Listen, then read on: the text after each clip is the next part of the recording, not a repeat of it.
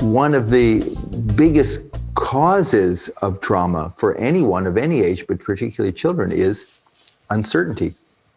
Uncertainty, where you don't know where you are, you don't know where home is, you don't have any sort of basis, and that is very traumatizing, and it creates what they call a neural pathway, a reactivity where you respond. Just your thing of you don't deserve to sit down. You could be uprooted any second.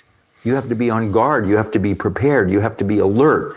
And sitting and relaxing is not the way to be alert. So when you learn transcendental meditation, we're the analogy of an ocean where you have choppy waves on the surface, which is constantly tumult. And the choppy waves on the surface are our thoughts, our feelings up and down, and our life up and down, up and down. Success, failure, happy, sad, love, hate, hot, cold, pleasure, pain. So that's all this. But deep inside everyone, like an ocean has turbulence on the surface, but at the depth of the ocean, it's pretty darn steady and silent. We all have within us that field. Everyone, whether we believe it, it's not a question of believing. It's not some TM philosophy. The hypothesis there, and that's steady, and that's your big self, and that's that's rooted in yourself. So right from the beginning, when you started meditating, it's not just the experience of that settling down, but it's also the way your brain changed. That it heals those traumatized neural pathways from being protective and defensive and on guard and fight or flight and all that. It just allows the brain to reset itself. So it's a beautiful description of what you talk about, and it's not, the changes from TM are not theoretical or new agey. It's an actual transformation in the way your brain and nervous system and body are functioning. So it's a great experience.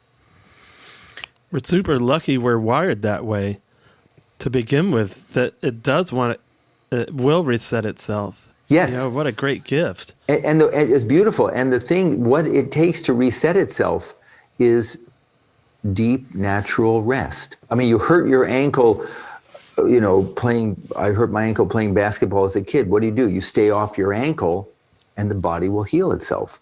In the old days when you just had a simple flu, not like today, but just a simple flu, you'd stay in bed and rest and the body would heal itself. You're stressed out of your mind, you're anxious, you're worried, and you're not getting enough sleep. And then your friend or partner says, you got to go to bed early, you got to get sleep. What happens when the body rests during sleep? It heals itself. So TM gives the body a state, transcendental meditation gives the body a state of rest in many regards, twice as deep as deep sleep. And that is what allows the body to heal itself, to just restore integrated, healthy, normal functioning. The twice daily practice of TM is something that in the beginning, and it's just so funny, the excuse maker in you, the one that goes, we all have it. You go, I'm just waking up. I don't need more rest. And then Jerry Seinfeld says it perfect, where he goes, look at your bed. Look at the way that your sheets are all torn up and there's, the pillows are thrown around. That doesn't look very restful.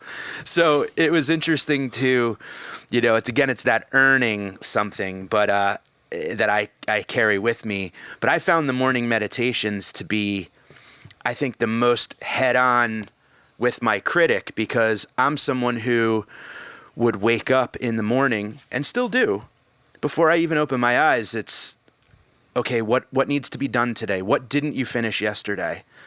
What are you already behind on? And to sit and to meditate early in the morning, pre-coffee, pre-anything, it's just wiping that chalkboard clean and, having a fresh, sheet of paper to kind of go, okay, what really matters today? And that's a really good point. And sometimes I think to myself, well, there's 1,440 minutes in a day. And we're talking about taking 40 minutes out of 1,440 to do what? To actually completely, in a healthy, natural way, reset the brain and body. So in the morning, we're like ready for the day. This is not the morning. It's meditate. TM is not about recuperation. That's in the afternoon, But in the morning, yes, you've rested, but your brain waves. I hope you don't mind too much science here, but your brain waves have been very slow. Delta brain waves. You're sluggish. That's why you want the coffee. You got to get going. You got to get going.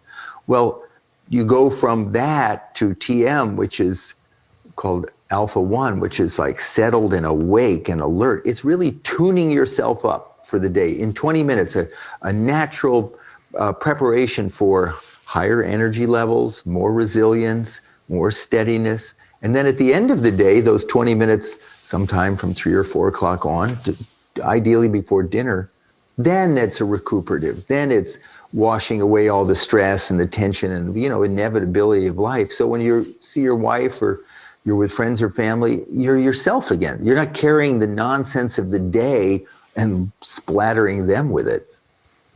I love that the metaphor you use of tuning yourself up, just being a musician, you know. Do you find that you have less need for coffee and stuff as you were saying, like, it kind of energizes you to do it in the morning?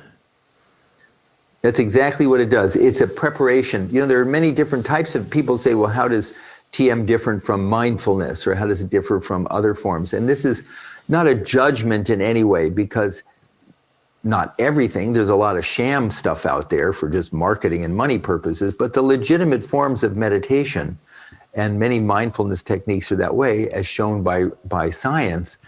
They're, in that analogy of the ocean, they're more concerned about slowing the waves, stopping the waves, controlling the waves, different attitude towards thoughts, stopping thoughts, controlling thoughts, changing your thoughts. Sort of, they call it cognitive approaches to the mind and meditation. Whereas transcendental meditation says, okay, no, waves are natural to the ocean, thoughts are natural to the mind. Just underneath it, there's this whole vast realm of your own self, of calm and quiet, and the potentiality for incredible creativity.